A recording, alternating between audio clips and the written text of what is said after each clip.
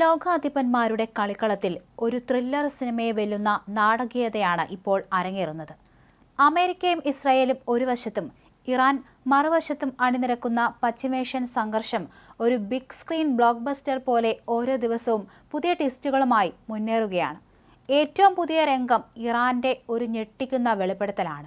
ഒരു യുറേനിയം മോഷണ പദ്ധതിയുടെ കഥയാണ് ടെഹ്റാൻ ഇപ്പോൾ പുറത്തുവിട്ടിരിക്കുന്നത്. വെള്ളിയാഴ്ച ഇറാനിൽ തകർന്നു വീണ F-15 വിമാനത്തിലെ രണ്ടാമത്തെ വൈമാനികനെ അതിസാഹസികമായ തെരച്ചിലിലൂടെയും രക്ഷാപ്രവർത്തനത്തിലൂടെയും അമേരിക്ക വീണ്ടെടുത്തതായി ഞായറാഴ്ച പ്രസിഡന്റ് ഡൊണാൾഡ് ട്രംപ് അറിയിച്ചിരുന്നു. ഇതിന് പിന്നാലെയാണ് ഇറാന്റെ പുതിയ ആരോപണം. ദുഷ്കരമായ ദൗത്യത്തിലൂടെയാണ് ഓഫീസറെ രക്ഷിച്ചതെന്നാണ് US പറയുന്നത്. GPS ട്രാക്കറും ബീക്കണും വഴി ഒളിസ്ഥലം US സംഘത്തെ വൈമാനികൻ അറിയിച്ചു. ഒളിച്ചിരിക്കുന്ന വൈമാനികന്റെ കൃത്യമായ സ്ഥാനം കണ്ടെത്തിയ ശേഷം ഹെലികോപ്റ്ററുകളുടെ പിന്തുണയോടെ US പ്രത്യേക ദൗത്യ സേനാംഗങ്ങൾ എത്തി രക്ഷപ്പെടുത്തുകയായിരുന്നു. തുടർന്ന് കുവൈറ്റിലെ US താവളത്തിലേക്ക് മാറ്റി. ഇത് ഇറാനും സ്ഥിരീകരിച്ചിട്ടുണ്ട്. ഇത്തരത്തിൽ യുറേനിയം മോഷ്ടിക്കാനുള്ള പ്ലാനിംഗ് ആയിരുന്നോ അമേരിക്ക നടത്തിയത് എന്ന കാര്യത്തിൽ.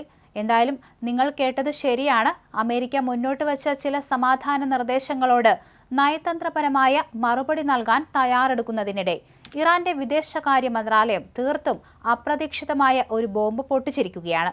അടുത്തിടെ ഇസ്ഫാനിൽ നടന്ന സൈനിക നീക്കങ്ങൾ വെറുമൊരു സാധാരണ ഓപ്പറേഷൻ ആയിരുന്നില്ലത്രേ, മറിച്ച് ഇറാന്റെ ആണവശേഖരമായ യുറേനിയം മോഷ്ടിക്കാനുള്ള അമേരിക്കൻ പദ്ധതിയുടെ ഭാഗമായിരുന്നു അതെന്നാണ് ടെഹ്റാൻ ആരോപിക്കുന്നത്.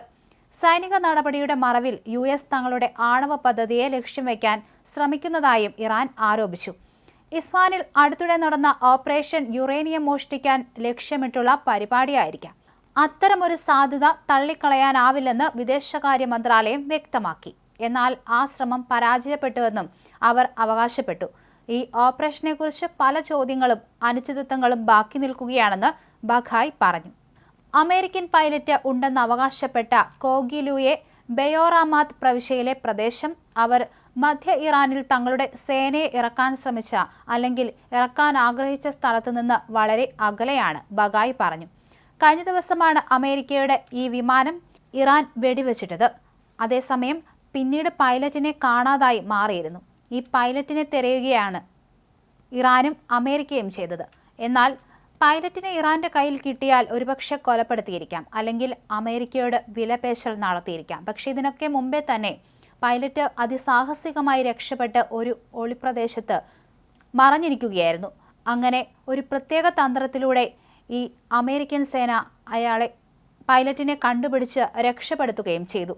എന്നാൽ ഇതൊരു യുറേനിയം മോഷ്ടിക്കാനുള്ള അമേരിക്കയുടെ തന്ത്രമായിരുന്നു ഈ പൈലറ്റിനെ വെച്ച് ചെയ്തിരുന്നത് എന്നാണ് ഇറാൻ പറഞ്ഞിരിക്കുന്നത്. പക്ഷേ ഇത് എത്രത്തോളം ശരിയാണ് എന്നതിന് കൂടുതൽ വ്യക്തതയില്ല. ഇതിനെക്കുറിച്ചൊന്നും അമേരിക്ക പുറത്തു വിട്ടിട്ടില്ല. എന്നാലും ഇതൊരു രഹസ്യ ഓപ്പറേഷൻ ആയിരുന്നു എന്ന് തന്നെയാണ് ഇറാൻ ഇപ്പോൾ പറഞ്ഞിരിക്കുന്നത്.